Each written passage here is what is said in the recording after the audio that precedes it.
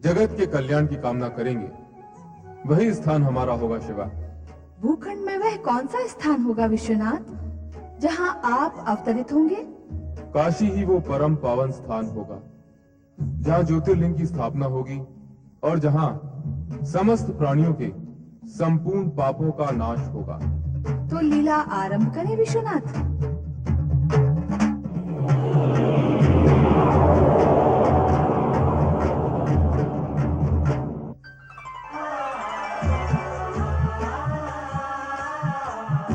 शिव लीला में तुम भी सहयोग करो शिवा।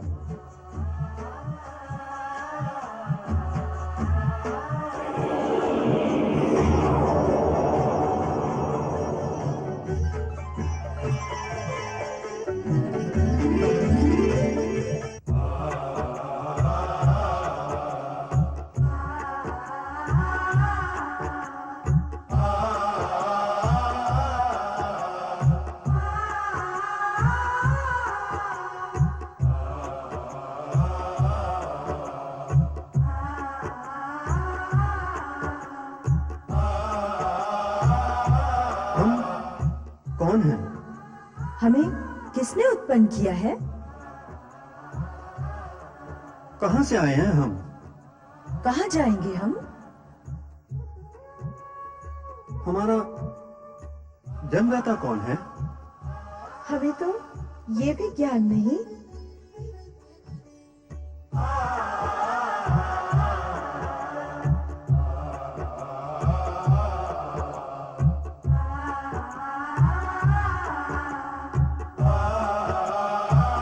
तुम नहीं जानती कि मैं कौन हूं?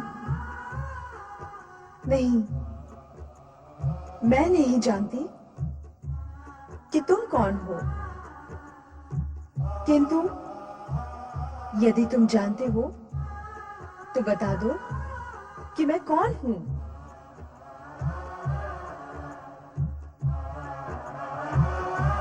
अच्छा, तुम आई कहां से हो? मैं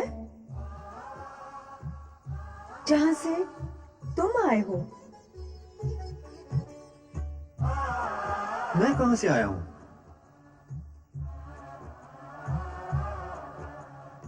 जहां से मैं आई हूं। तुम कहां से आई हो? मैं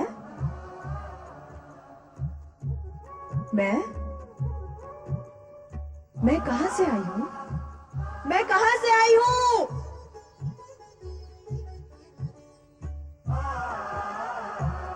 मैं कहां से आया हूं? ए नर, ए नारी, तुम शिव और शिवा से उत्पन्न नर और नारी हो। व्यग्रता का त्याग कर अपने पिता शिव की आराधना और तपस्या करो। तुम्हें सभी प्रश्नों के उत्तर मिल जाएंगे। आराधना क्या होती है? तपस्या किसको कहते हैं? शिव की कृपा और इच्छा से उनके त्रिशूल पर पृथ्वी का एक खंड प्रकट होगा जिसे काशी नाम से जाना जाएगा। काशी में पहुंचते ही तुम्हें आराधना और तपस्या की स्वयं स्फूर्ति एवं प्रेरणा होगी। अपने सभी प्रश्नों का समाधान तुम्हें प्राप्त हो जाएगा।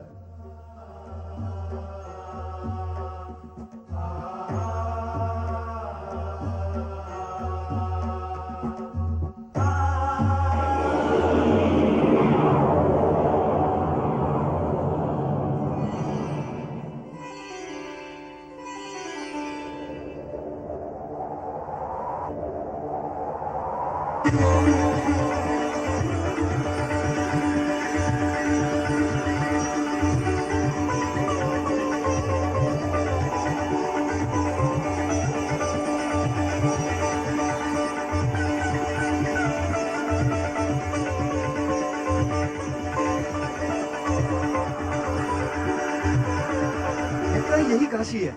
हाँ, यही काशी है।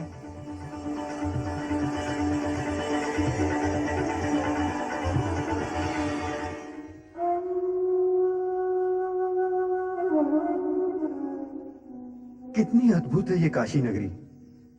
मन प्रसन्न हो गया। ऐसी अलौकिक नगरी देखकर आंखें धन्य हो गईं।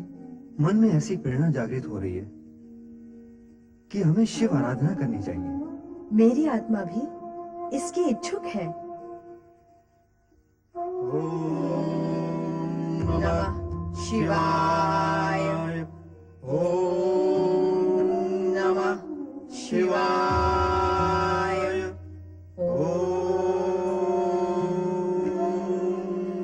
नमः शिवाय। नमः शिवाय। नमः शिवाय।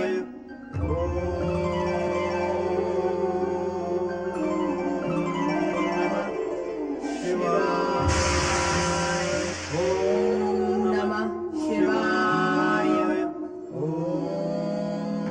नमः शिवाय। नमः शिवाय। नमः शिवाय।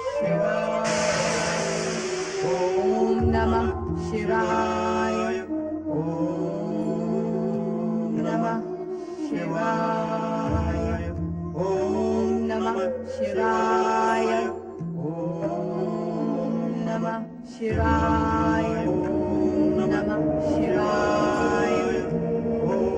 नमः शिवाय। नमः शिवाय। नमः शिवाय।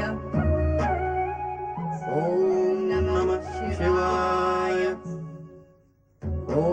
नमः शिवाय। हमारा प्रतिरूप निखर निखर आया है शिवा। शिवा। हाँ, मन भी मुखर हो उठे हैं। दोनों तपस्या में लीन हैं। ओम नमः शिवाय। तपस्या पूर्ण हो गई। तपस्या का प्रतिफल इन्हें प्राप्त होना चाहिए। अवश्य। अवश्य। तो चले चले पृथ्वी पर। चलो। ओम नमः शिवाय।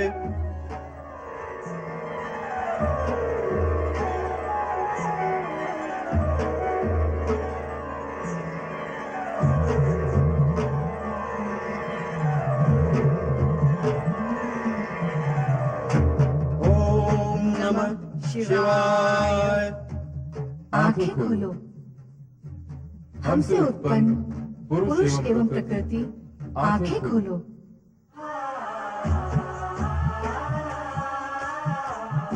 हमारी ओर देखो।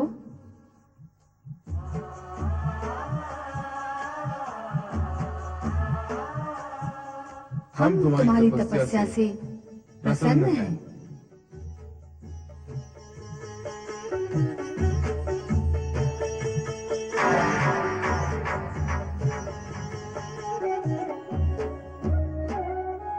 तुम अपने जिन माता पिता के दर्शन के लिए व्याकुल थे, वे हम ही हैं।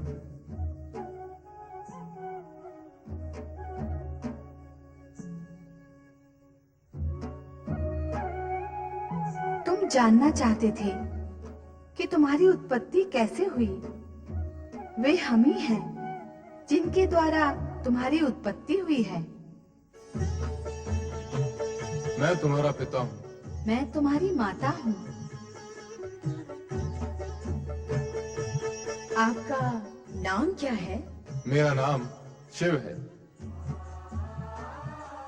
आपका नाम क्या है? मेरा नाम शिवा है। तुम दोनों ने हमारी आज्ञा का पालन करते हुए आदर्श नर नारी का रूप प्रस्तुत किया है। हम तुम दोनों से प्रसन्न हैं। कहो, तुम क्या चाहते हो?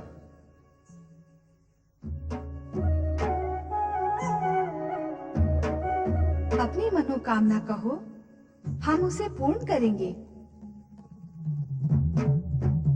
हम क्या बताएं कि हम क्या चाहते हैं?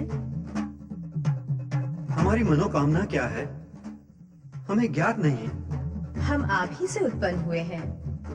आप ही बताएं कि हमें क्या मांगना चाहिए। हाँ, उचित यही होगा कि आप हमें बताएं कि हमें क्या चाहिए। प्रभु, हमसे उत्पन्न इन जगत के प्रथम नरनारी युगल की तपस्या को अमर करने के लिए आप सदा सदा के लिए काशी विश्वनाथ ज्योतिर्लिंग के रूप में प्रतिष्ठित हो जाएं। आपके ज्योतिर्लिंग की आराधना से काशी में मुक्ति कामना से आए आपके भक्तों का कल्याण होगा। तथास्तु। तथास्तु।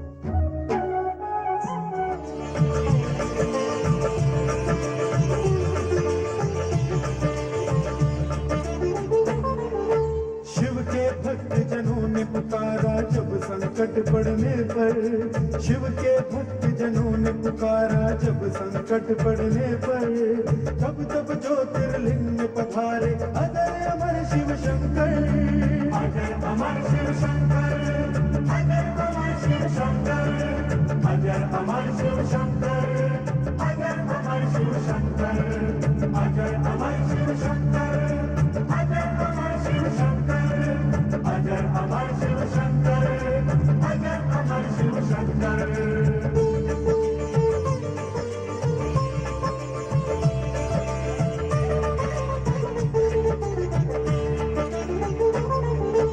काशी नगरी वाराणसी में ज्योतिर्लिंग है विश्वेश्वर, मुक्ति धाम है ये काशी जो शिव जी का है प्रिय नगर।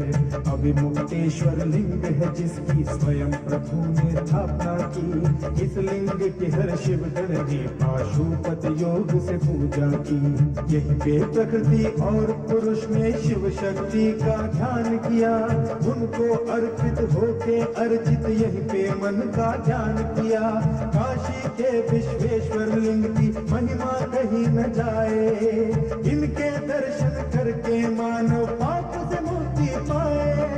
विश्वनाथ शिव की जय हो, विश्वनाथ शिव की जय हो, विश्वनाथ शिव की जय हो, विश्वनाथ शिव की जय हो, विश्वनाथ शिव की जय हो, विश्वनाथ शिव की जय हो, विश्वनाथ शिव की जय हो, विश्वनाथ शिव की जय हो। काशी विश्वनाथ ज्योतिर्लिंग की कथा सुनाने का अभिप्राय यही है कि आराधना व तपस्या कभी किसी की व्यर्थ नहीं जाती। हाँ भगवान, संपूर्ण कथा का भावसार यही है कि आराधना भक्त को भगवान तक पहुंचाती है। परमपिता, आपने अत्यंत सारगर्भित कथा सुनाई है। ये कथा संपूर्ण जगत के लिए आदर्श प्रस्तुत करती है। संपूर्ण जगत इसका लाभ उठाए, ये उत्तम है, किंतु तुम्हें भी इसका लाभ उठाना चाहिए पुत्र नारद। इसमें तो शंका है ही नहीं परमपिता। है कैसे नहीं? तुमने कथा सुनाने से पूर्व ही पार्वती की आराधना सफल होने में शंका प्रकट की थी। ये कथा भविष्यवाणी भी करती है कि पार्वती की आराधना अवश्य सफल होगी। परमपिता, यदि आपकी कृपा होगी तो अवश्य सफल होगी। फिर भूलते हो नारद, पार्वती मेरी नहीं शिव की आराधना कर रही है, इसलिए उसकी आराधना शिव पूर्ण कर सकेंगे, मैं नहीं। सत्य ही है, जिस प्रकार अर्धनारीश्वर से उत्पन्न नर नारी को भी शिव दर्शन के लिए अनेक प्रकार के कष्ट उठाने पड़े और समय लगा, उसी प्रकार पार्वती को भी सफलता और कृपा प्राप्त होने से पूर्व समय अवश्य लगेगा। कामना पूर्ति के पूर्व ही पार्वती को अनेक प्रकार की नारी लीलाओं से विचरना होगा। कामना पूर्ति के पूर्व ही पार्वती को अनेक प्रकार की नारी लीलाएं करनी होगी।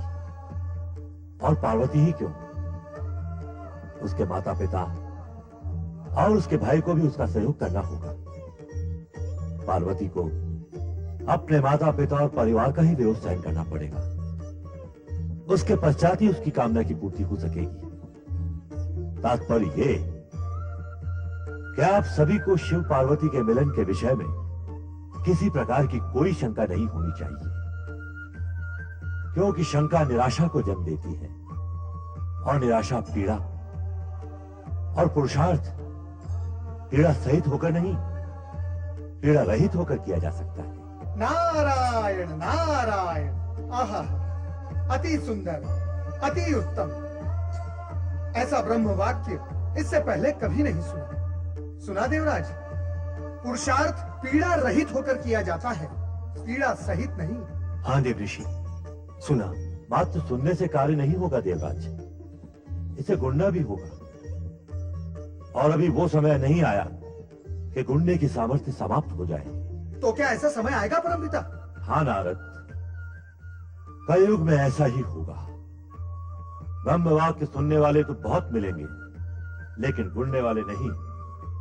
सुनने सुनाने वाले बहुत अधिक होंगे, लेकिन गुणने गुणाने वाले बहुत कम। अर्थात क्या नारद, कलयुग में जन जन बड़े बड़े और ऊंचे ऊंचे वाक्य बोलेगा और सुनेगा, किंतु कार्य छोटे छोटे और नीचे नीचे करेगा। इसलिए कहता हूं देवराज कि इसे गुण लो और सोच समझकर इसका लाभ लो। इसी में तुम्हारा और समस्त देवताओं का कल्याण है। नारायण नारायण, लाभ उठाइए देवराज, लाभ उठाइए। परमपिता ब्रह्मदेव का मार्गदर्शन आपको सफलता के मार्ग पर ले जाएगा। देव ऋषि, इस समय मैं क्या पुरुषार्थ करूं? धैर्य पूर्वक प्रतीक्षा करना भी एक पुरुषार्थ है देवराज। प्रतीक्षा? प्रतीक्षा ही तो मैं कर रहा हूं। विवशता से नहीं देवराज, विवशता से नहीं, धैर्य से। विवशता से की गई प्रतीक्षा में खींच, पीड़ा और निराशा होती है, किंतु धैर्य से की गई प्रतीक्षा में आनंद और भविष्य की सुखद कल्पनाएं होती है। दुख तो इसी बात का है कि इन सब बातों का ज्ञान होते हुए भी तारकासुर के अत्याचारों ने मेरे विवेक और मेरी बुद्धि को कुंठित कर दिया है। मेरा विचार है अब हमें चलना चाहिए देवराज। क्षमा करें ब्रह्मदेव, हम आपको बार बार आकर कष्ट देते हैं। वो तुम्हारा अधिकार है देवराज। नारायण नारायण। तो अब भविष्य में क्या कार्यक्रम है देवराज? ऐसे ब्रह्म वाक्य सुनने के पश्चात धैर्य पूर्वक प्रतीक्षा करने के अतिरिक्त और क्या कार्यक्रम हो सकता है देव ऋषि? ब्रह्मदेव ने काशी विश्वनाथ ज्योतिर्लिंग की इतनी अर्थपूर्ण कथा सुनाई, उसका कुछ भी लाभ नहीं उठाएंगे? नारद, देवराज मेरा अभिप्राय नहीं समझ रहे हैं। माँ, मैं समझा देता हूँ। अर्धनारीश्वर के तन से उत्पन्न नर नारी को शिव कृपा और शिव दर्शन शिव आराधना से ही प्राप्त हुए थे। पार्वती को भी शिव आराधना से ही शिवजी प्राप्त होंगे। इसीलिए मनोकामना पूर्ति और सफलता के लिए शिव आराधना अनिवार्य है। शिव आराधना करने से शिव प्रसन्न होकर मनवांछित फल प्रदान करेंगे। ब्रह्मदेव, केवल मैं ही नहीं, हम सभी देवगण मिलकर शिव आराधना करेंगे। हाँ, अवश्य करेंगे। कल्याण भव।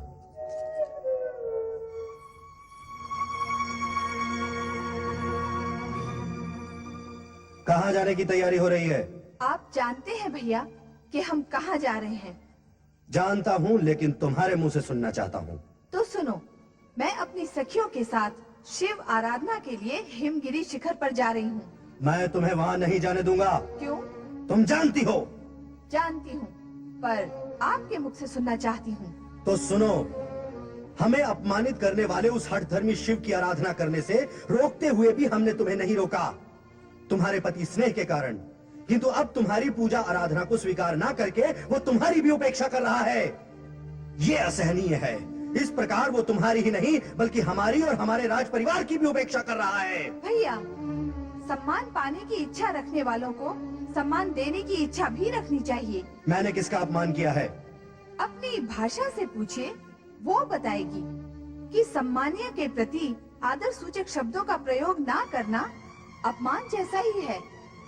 तुम्हें शिव के सम्मान का इतना विचार है, किंतु अपना और अपने परिवार के मान अपमान का तनिक भी विचार नहीं। जब तुम्हारी पूजा आराधना वहाँ स्वीकार ही नहीं होती तो तुम उस उपेक्षा के उपरांत वहाँ क्यों जाती हो? क्या है तुम्हारे पास इस प्रश्न का उत्तर? पूजा आराधना स्वीकार होने में कितना समय लगता है, अथवा आराध्य अपने भक्त की पुकार कितने समय में सुन लेते हैं? इस प्रश्न का उत्तर है आपके पास? अच्छा, तो अब तुम तर्क से अपना मार्ग प्रशस्त करना चाहती हो, किंतु मैं तुम्हें वहाँ नहीं जाने दूंगा। मुझे जब तब से रोकने की चेष्टा व्यर्थ होगी भैया। ये क्या तर्क वितर्क चल रहा है तुम दोनों में? पिताजी, मैं आपसे माँ और भैया से हाथ जोड़कर विनती करती हूँ कि मुझे शिव आराधना करने से ना रोकें। यदि रोका गया तो मेरे लिए अहितकारी होगा। पुत्री, जो तुम्हारे हित में होगा वो हमारे हित में भी नहीं होगा। पिताश्री, आप पार्वती के शब्द जाल में ना आए। तो तुम्हारे क्रोध जाल में आ जाओ मेनाक। बुद्धि से काम लो पुत्र। जो हमारा अपमान करे वो हमारा शत्रु है। क्या अपने शत्रु का विरोध करना बुद्धिहीनता है? बिना सोच विचार किए किसी के प्रति शत्रु भाव रखना बुद्धिहीनता ही है पुत्र। भला शिव हमारे शत्रु कैसे हो सकते हैं? इससे पूर्व भी तुम्हें कहा था मैंने, भगवान शिव हमारे यहाँ अल्पकाल के लिए एकांतवास के निमित्त आए हैं। अल्पकाल के लिए पुत्र कारण किसी के प्रति शत्रु भाव रखने से उसे तो लेश मात्र भी हानि नहीं होती है, किंतु स्वयं की हानि हो जाती है और उस हानि से शेष कुछ नहीं बचता। पुत्री पार्वती, तुम अपनी सखियों के संग जाओ और भगवान शिव की आराधना करो।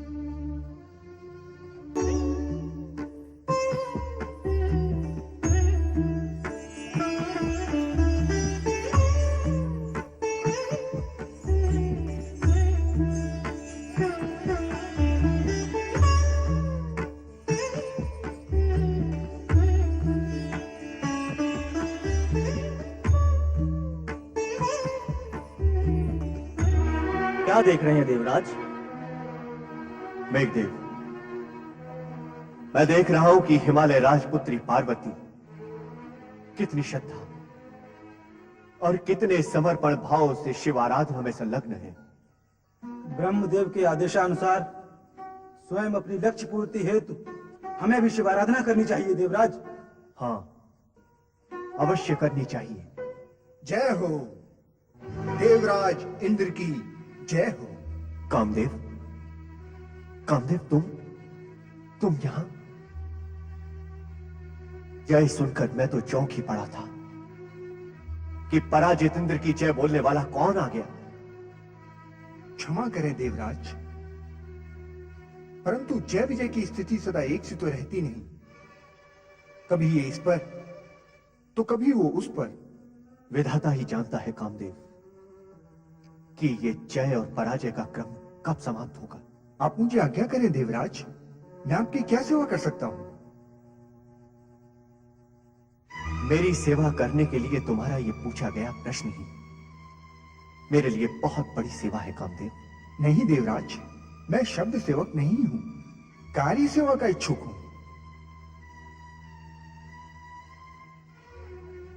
प्रतिपति, यदि तुम मेरी सहायता करने के लिए इतना ही कटिबद्ध हो तो मेरे लिए एक कार्य करो। आज्ञा करें देवराज। वहां देख रहे हो नीचे उस हिमगिरी के शिखर पर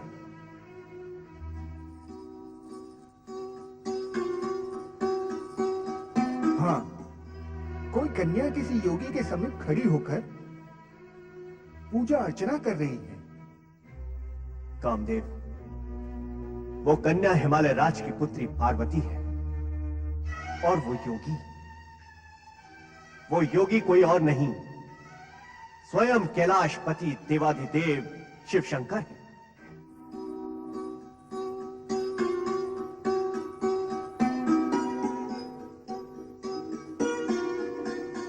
आहा, कैलाशपति भगवान शिव शंकर।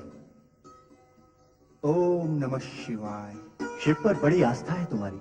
जिनकी शिव पर आस्था नहीं है उन पर मेरी आस्था नहीं है देवराज। तो उनके हित में जिनकी शिव पर आस्था है ये कार्य करो।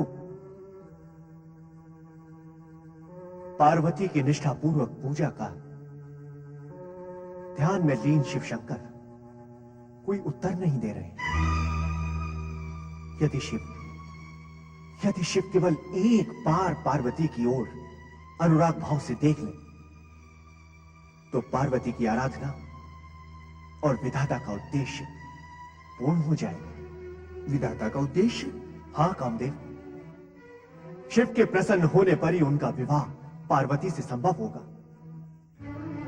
शिवपुत्र द्वारा ही उस तारकासुर का वध होगा जो हम देवताओं से स्वर्ग का अधिकार छीनकर हम पर अत्याचार कर रहा है और जिसके कारण हमारी ये दुर्दशा है।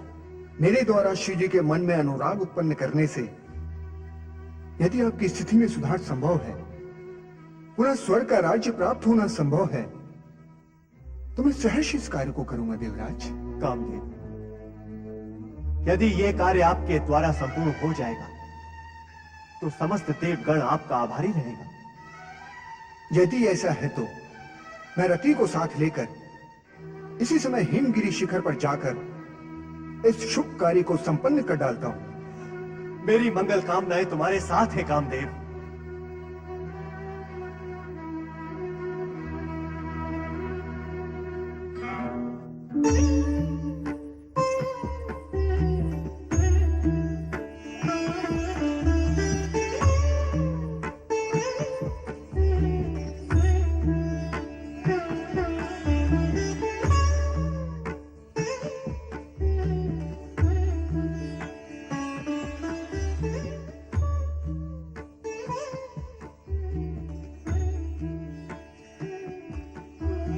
हे देवाधिदेव भोलेनाथ शिव शंकर, मेरी पुकार सुनो प्रभु।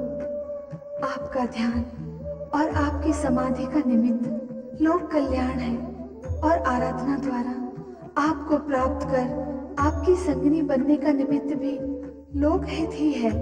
चारों ओर व्याप्त अशांति और अत्याचार की समाप्ति के लिए अपने लौकिक रूप को मुखर करें भगवान, मुखर करें।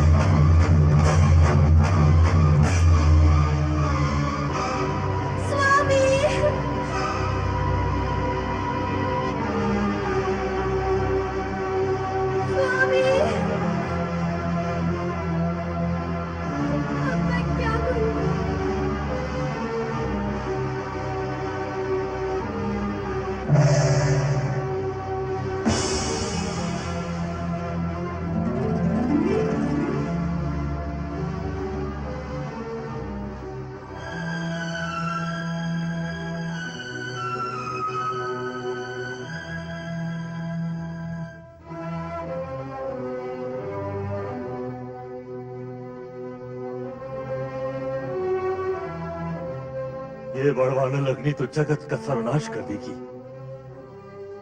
शिव जी का क्रोध अग्नि के रूप में कामदेव को भस्म करने के पश्चात भी विद्यमान है। कुछ उपाय करना होगा। ओम नमः शिवाय।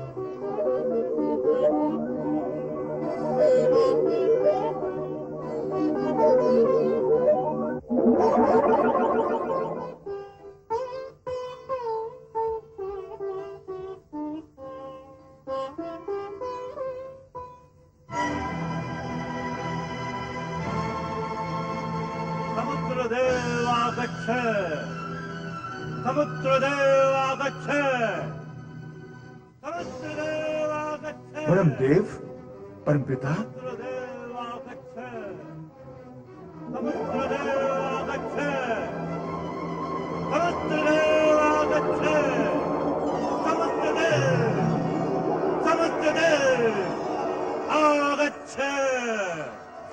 परम पिता ब्रह्मदेव, समुद्र का नमन स्वीकार करें और आज्ञा करें, मैं किस प्रकार से आपकी सेवा कर सकता हूं। समुद्रदेव, इस अश्व को देख रहे हो?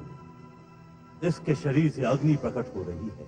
देख रहा हूं परम पिता, पर ये अश्व और ये अग्नि यहाँ आपके साथ कैसे आए? समुद्रदेव, ये भगवान शिव की क्रोधाग्नि है, जो कामदेव को भस्म करने के पश्चात भी विद्यमान है। यदि इस अग्नि का शमन नहीं किया गया तो तीनों लोक तक इस अग्नि की तपन जा पहुंचेगी। अतः लोक कल्याण के लिए और भगवान शिव की प्रेरणा से मैं उनके क्रोध को इस अश्व के रूप में यहाँ लाया हूं। तो मेरे लिए क्या आ गया है परम पिता? समुद्रदेव, तुम्हारे भीतर अनंत जल राशि है। इस बड़वानल अग्नि को शांत करने अथवा सहने की क्षमता तुम में है। यह अग्नि तुम्हारा जल पान करके तुष्ट होती रहेगी, किंतु तुम्हारी अनंत जल राशि अनंत होने के कारण कभी समाप्त नहीं होगी। इस प्रकार इस अग्नि से जगत की रक्षा हो जाएगी। भगवान शिव की इच्छा और आपके आदेश की पूर्ति करना मेरा परम सौभाग्य होगा परम पिता।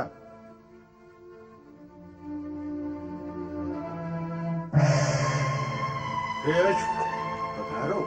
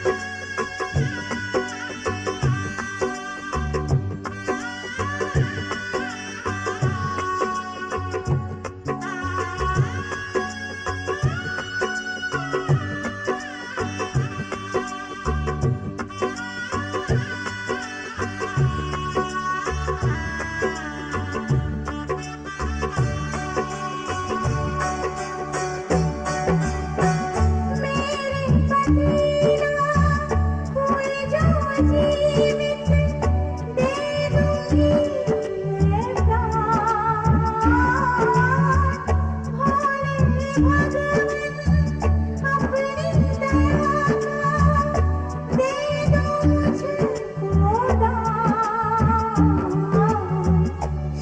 भक्तों का सुना है, शिव पे होता है अधिकार, होता है अधिकार। दया के सागर हे गंगाधर, जग के पालनहार, सुन लो करुण पुकार। दया के सागर हे गंगाधर।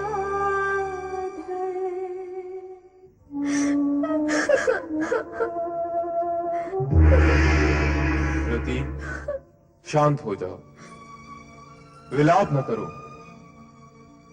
होनी कभी अनहोनी नहीं हो सकती। जो हुआ उसे स्वीकार करो। हे देवेश्वर, किंतु किस अपराध का दंड हमें मिला है? देवराजेंद्र और देवगण के कहने पर कामदेव ने आप पर पुष्पबाण चलाया और आपकी समाधि भंग की। इसमें हमारा कोई स्वार्थ नहीं था। देवगण की दुर्दशा समाप्त करने के लिए हमने उनकी सहायता की और हमारी दुर्दशा हुई। ऐसा क्यों? ऐसा क्यों प्रभु? हे भोलेनाथ, मुझ पर दया करो। मृत्यु का अभिशाप भोगने का सामर्थ्य मुझ में नहीं है। कामदेव को जीवित कर दो, मैं उसके बिना नहीं जी सकती। मुझ पर दया करो प्रभु, कामदेव को जीवित कर दो। देवाधिदेव, देवाधिदेव, कामदेव निरपराध है। कामदेव ने तो हम देवताओं के कल्याण के निमित्त आपकी और देवी पार्वती के मन में अनुराग उत्पन्न किया था। कामदेव को क्षमा कर, उसे पुनर्जीवित करें। देवाधिदेव, उसे पुनर्जीवित करें। विधि का विधान अटल होता है। वो चाहे देव हो, देवी हो, दानव हो, मानव हो, हर किसी को अपने किए हुए कर्मों का फल भुगतना ही पड़ता है। हे भोलेश्वर, कामदेव को क्षमा कीजिए। उसने जो कुछ किया वो स्वार्थ की नहीं, परमार्थ की भावना से किया है, इसलिए उसका अपराध क्षम्य है। हे भोलेश्वर, कामदेव को पुनर्जीवित कीजिए। उसकी पत्नी रति पर दया कीजिए। हाँ भगवान, रति पर अपनी दया कीजिए। कामदेव को पुनर्जीवित करें, ऐसी हमारी आपसे विनम्र प्रार्थना है। हे भोलेनाथ, यदि आपने कामदेव को पुनर्जीवित नहीं किया तो मैं भी अपने प्राण त्याग दूंगी, यही प्राण त्याग दूंगी। हमारी समाधि भंग करके हमें योग से भोग की दिशा में ले जाने के दुष्कर्म में तुम कामदेव की सहभागिनी रही हो। जो कुछ अनर्थ हुआ उसका परिणाम कामदेव ने भोगा, कुछ अंश तुम्हें भी भोगना होगा। हे भोलेश्वर, मैं आपसे दया की भिक्षा मांग रही हूँ और आप दंड की व्यवस्था कर रहे हैं। दंड की व्यवस्था तो हो चुकी है रति, अब तो प्रायश्चित करने की व्यवस्था शेष है। करूंगी भोलेनाथ, मैं प्रायश्चित करूंगी। तो सुनो रति, तुम्हारा पति कामदेव हमारे तीसरे नेत्र की ज्वाला से भस्मीभूत होकर भी मृत्यु को प्राप्त नहीं हुआ है। वो हमारी कृपा से पुनर्जीवित हो चुका है।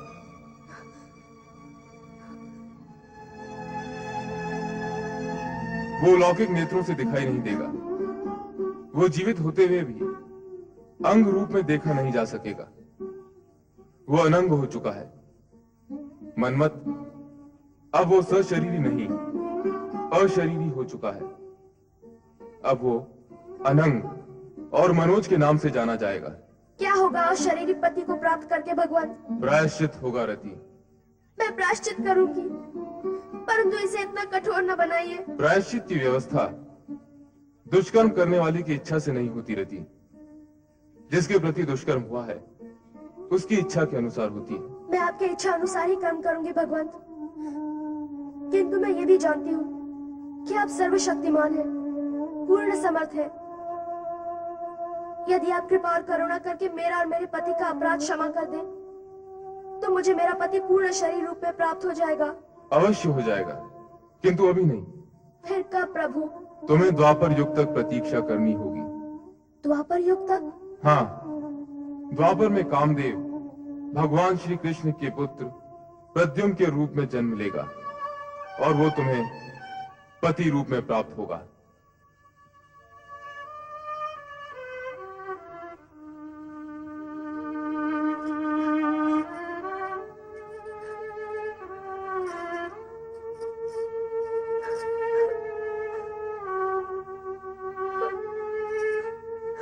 धीरज धरो रति।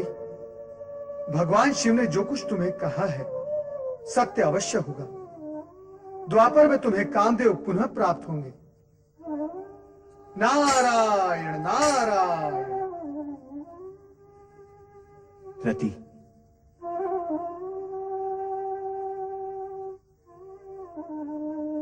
रति, सत्य तो यह है कि मैं तुम्हारा अपराधी हूं। कामदेव मेरी सहायता के लिए ही प्रयत्नशील थे और उनकी ये गति हुई। देवराज, आपकी दुर्गति देखकर स्वामी स्वयं आपकी सहायता के लिए आए थे। इसमें आपका क्या दोष? कौन जानता था कि यह परिणाम होगा? विधि के लेख को जान भी कौन सकता है?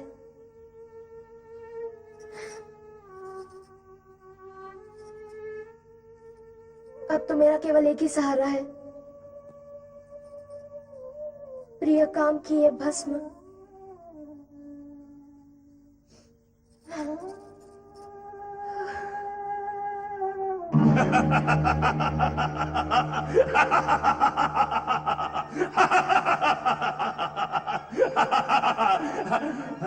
भस्म हो गया।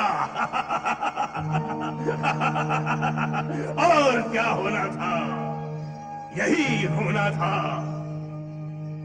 तार का सुर से टकराएगा कामदेव तो यही होगा, यही।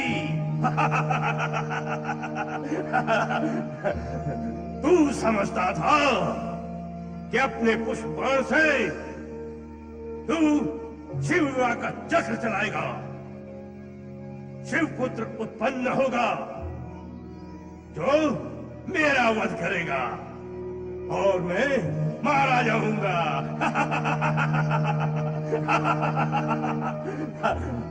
सारा जगत जानता है कि कौन मारा गया। अब शिव पुत्र उत्पन्न होने का प्रश्न ही नहीं उठता और ब्रह्मा के वरदान अनुसार अब मैं अमर हूं, मुझे कोई नहीं मार सकता, कोई नहीं। सेनापति, क्या कोई मुझे मार सकता है? नहीं महाबली, जिसको मरना होगा वही आपको मारने की बात सोचेगा। तो हो जाए इस प्रसन्नता के अवसर पर कुछ आनंद, कुछ रंग, कुछ तरंग। आज्ञा करे महाबली। तो जाओ, ले आओ इंद्र की बंदी अप्सराओं को जो कामदेव के मरण पर आंसू बहा रही है। कहो उन्हें कि हमारे सामने नृत्य करें। जाओ। जो आज्ञा महाबली। मदिरा।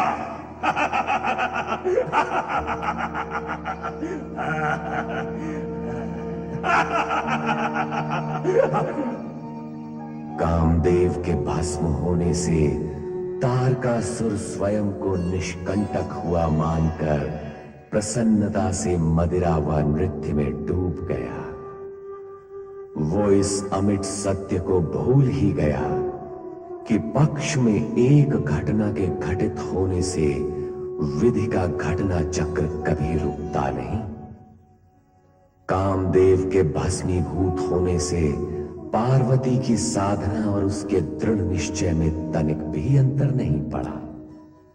प्रत्युत वह और अधिक दृढ़ संकल्प से तपस्विनी का परिधान धारण कर हिमालय राज के सम्मुख आ गई।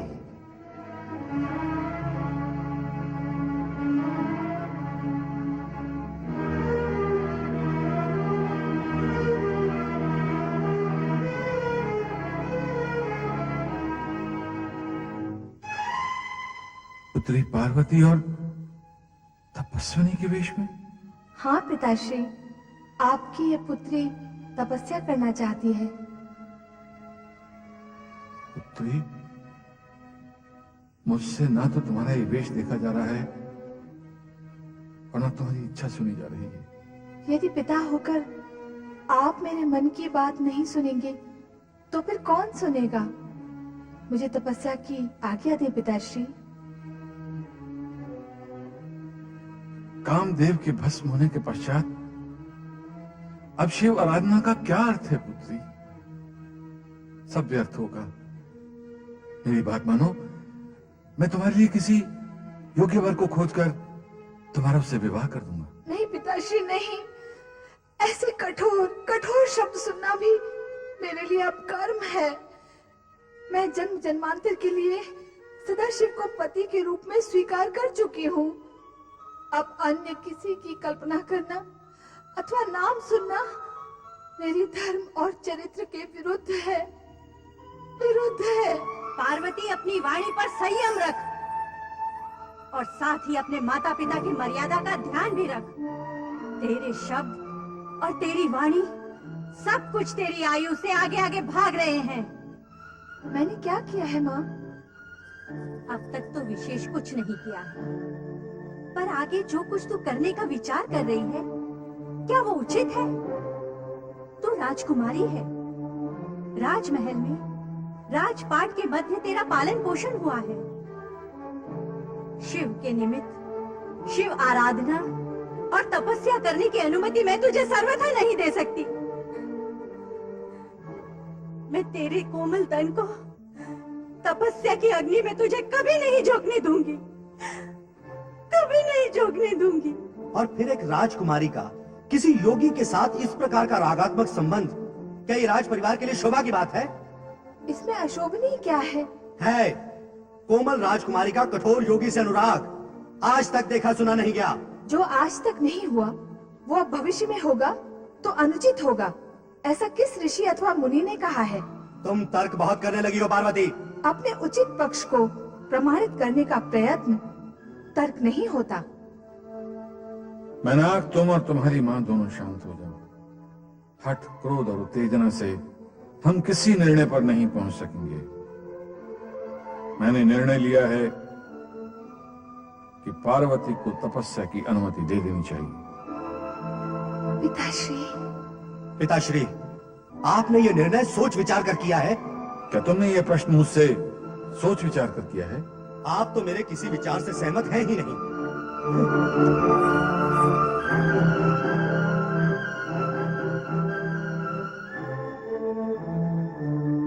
अब मुझे आज्ञा दे पिताश्री। नहीं पुत्री, मैं तुम्हें अकेले जाने की आज्ञा नहीं दूंगा। जया और विजया भी तुम्हारे साथ जाएंगे।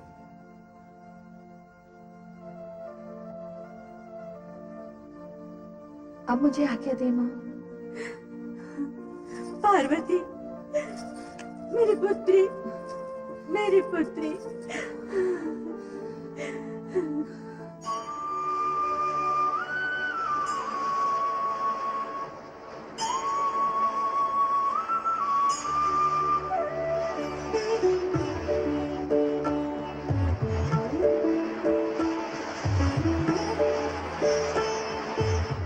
ये स्थान उपयुक्त है, यहाँ शांति भी है और एकांत भी। हाँ, ये स्थान रमणीय है। ऐसे स्थान पर एकाग्र होकर तप कर सकते हैं। मैं यहीं बैठकर तपस्या करूंगी। यहाँ तपस्या करोगी अकेली, इस घोर सुनसान में? यहाँ इस प्राणी शून्य स्थान में क्या तुम्हें भय नहीं लगेगा? कैसा भय? किसका भय? विधाता रक्षक है। नहीं पार्वती, हम तुम्हें यहाँ अकेला छोड़कर नहीं जा सकते। महाराज और महारानी को क्या उत्तर देंगे? इसका दिया हुआ उत्तर ही वहाँ भी दे देंगे, किंतु क्यों दे और क्यों जाए इसे अकेला छोड़कर? देखो, तुम्हारा ये हठ उचित नहीं है और तुम्हारे सारे हट उचित है। तुम दोनों भावनाओं में मत बहो। मुझे मेरा कर्तव्य करने दो। भावुक होकर कर्तव्य पूर्ण नहीं हो सकते। अब तुम दोनों जाओ। तनिक सोचो पार्वती, इस निरह एकांत में हम तुम्हें अकेला छोड़कर कैसे जा सकते हैं? मन में आशंकाएं उठती है। तुम दोनों तो दुर्बल हो ही, अब मुझे भी दुर्बल बनाओगी। मैंने कहा ना, मैं यहाँ तपस्या करने आई हूँ और उसके लिए निर्भयता, दृढ़ता और संकल्प की आवश्यकता होती है। अब जाओ तुम दोनों। हमारा मन नहीं मानता पार्वती। मन की मत सुनो, बुद्धि से काम लो। क्या शिव की आराधना करने वालों को कोई भय हो सकता है?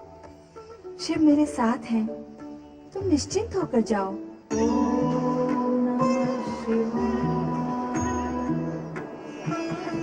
ओम नमः शिवाय। ओम नमः शिवाय। ओम नमः शिवाय। ओम नमः शिवाय।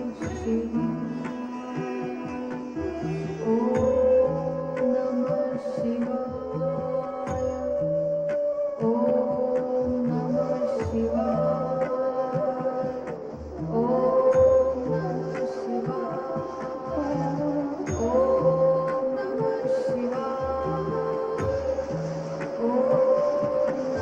शिवाय। ओम नमः शिवाय।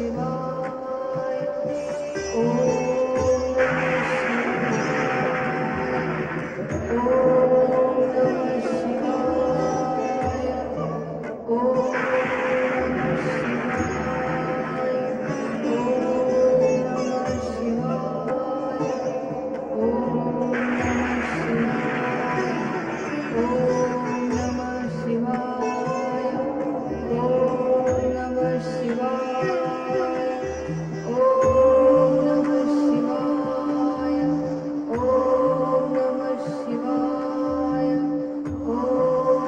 नमः शिवाय। ओम नमः शिवाय। ओम नमः शिवाय। ओम नमः शिवाय। ओम शिव शिव शिव, क्या है ये शिव? किस लिए पिताजी ने पार्वती को उसकी आराधना की आज्ञा दे दी? पिताजी को क्या हो गया है? और फिर एक राजकुमारी का किसी योगी के साथ इस प्रकार का रागात्मक संबंध, क्या ये राज परिवार के लिए शोभा की बात है? नहीं, ये अत्यंत अशोभनीय है। वो बभूतधारी, वो पार्वती का पति बनने के योग्य नहीं है। नहीं, मैंने निर्णय लिया है कि पार्वती को तपस्या की अनुमति दे देनी चाहिए। क्यों? क्यों दे देनी चाहिए अनुमति?